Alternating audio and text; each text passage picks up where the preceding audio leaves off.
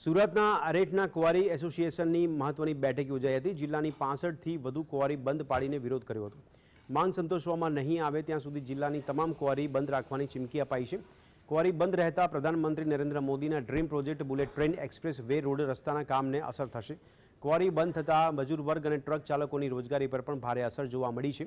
સરકાર દ્વારા આગામી પડતર પ્રશ્નોનું નિરાકરણ નહીં કરવામાં આવે તો ક્વારી સંચાલકોની હડતાલ યથાવત રહેશે।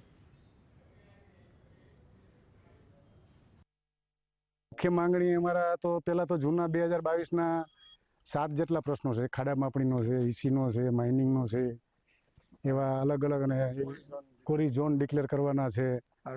પછી આરટીઓ સાથે લિંક હતું એ અમારે અલગ કરવાનું હતું, પણ હજી સુધી કાંઈ એ 7 પ્રશ્નોમાં લગભગ આજે 2016થી છે 2-3 વાર અમે આંદોલન કરી ચૂક્યા છીએ। એનો પ્રશ્ન હજુ લેખિતમાં સમાધાન આપેલ છે, પણ હજી સુધી એક પણ પ્રશ્નનો નિકાલ કરેલ નથી।